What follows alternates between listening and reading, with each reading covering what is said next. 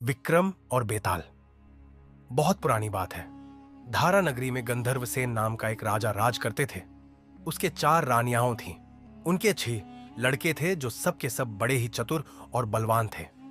संयोग से एक दिन राजा की मृत्यु हो गई और उनकी जगह उनका बड़ा बेटा शंख गद्दी पर बैठा। उसने कुछ दिन राज किया, लेकिन छोटे भाई विक्रम ने उसे मार डाला और स्वयं राजा बन बैठा। उसका राज्य दिनों दिन बढ़ता गया और वह सारे जम्बूद्वीप का राजा बन बैठा। एक दिन उसके मन में आया कि उसे घूमकर सैर करनी चाहिए और जिन देशों के नाम उसने सुने हैं उन्हें देखना चाहिए। सो वह गद्दी अपने छोटे भाई भर्तृहरि को सौंपकर योगी बनकर राज्य से निकल पड़ा। उस नगर में एक ब्राह्मण तपस्या करता था। एक दिन देवता ने प्रसन्न होकर उसे एक फल दिया और कहा कि इसे जो भी खाएगा वह अमर हो जाएगा। ब्राह्मण ने वह फल लाकर अपनी पत्नी को दिया और देवता की बात भी बता दी। ब्राह्मणी बोली, हम अमर होकर क्या करेंगे? हमेशा भीख मांगते रहेंगे। इससे तो मरना ही अच्छा है। तुम इस फल को ले जाकर राजा को दे आओ और बदले में कुछ धन ले आओ। यह सुनकर ब्राह्मण फल लेकर राजा भर्तृहरि के पास गया और सारा हाल कह सुनाया।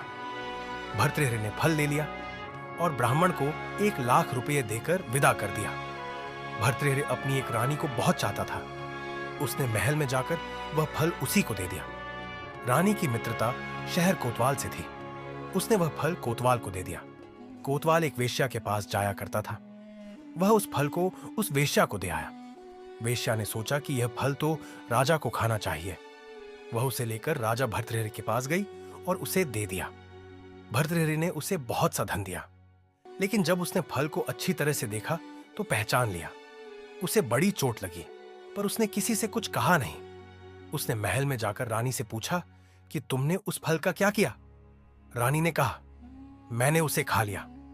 राजा ने वह फल निकालकर दिखा दिया। रानी घबरा गई और उसने सारी बात सच सच कह दी।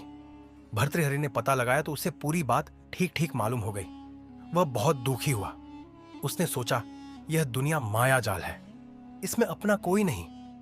वह फल लेकर बाहर आया और उसे धुलवाकर स्वयं खा लिया। फिर राजपाट छोड़ योगी का भेष बना जंगल में तपस्या करने चला गया। भर्तृहरि के जंगल में चले जाने से विक्रम की गद्दी सूनी हो गई।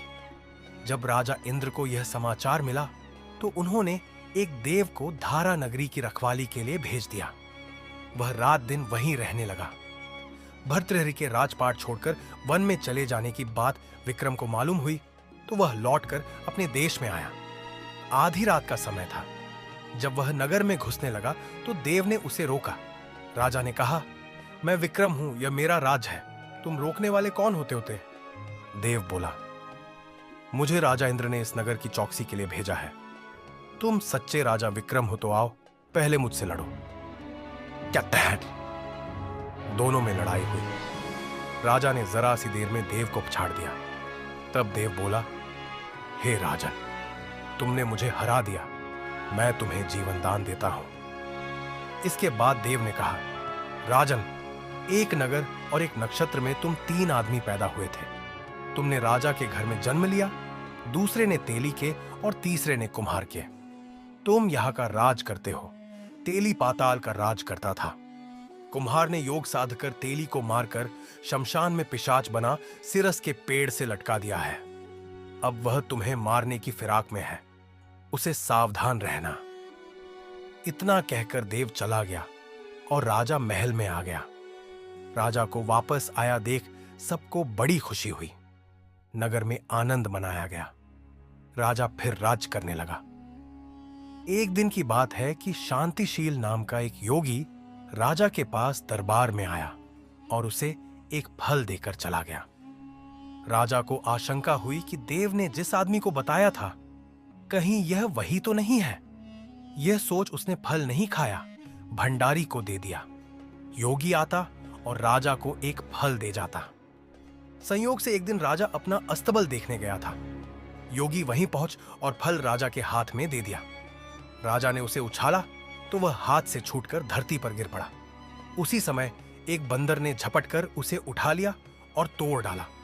उसमें से एक लाल निकला, जिसकी चमक से सबकी आंखें चौंधिया गई। राजा को बड़ा अचरज हुआ। उसने योगी से पूछा, आप यह लाल मुझे रोज क्यों दे जाते हैं?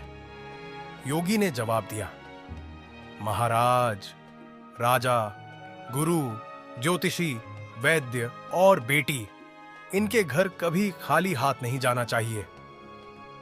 राजा ने भंडारी को बुलाकर पीछे के सब फल मंगवाए। तुड़वाने पर सब में से एक एक लाल निकला। इतने लाल देखकर राजा को बड़ा हर्ष हुआ।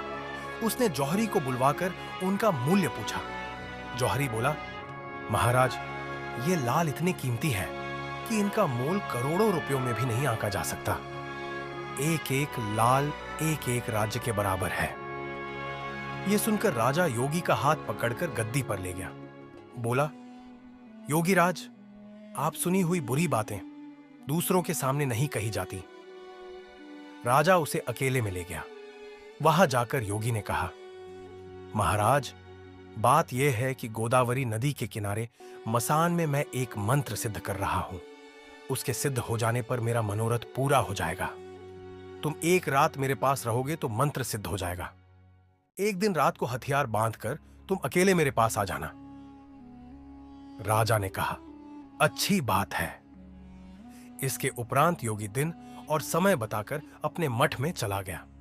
वह दिन आने पर राजा अकेला वहां पहुंचा। योगी ने उसे अपने पास बिठा लिया। थोड़ी देर बैठकर राजा ने पूछा, महाराज, मेरे लिए क्या आज्ञा है?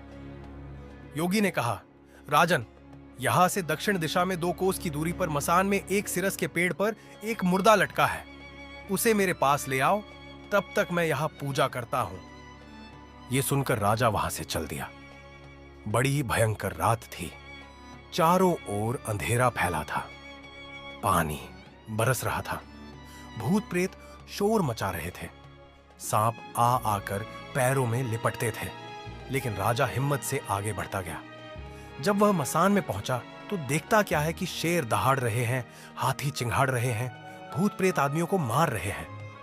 राजा बेधड़क चलता गया और सिरस के पेड़ के पास पहुंच गया। पेड़ जड़ से फुनगी तक आग से दहक रहा था। राजा ने सोचा, हो न हो, ये वही योगी है जिसकी बात देव ने बताई थी।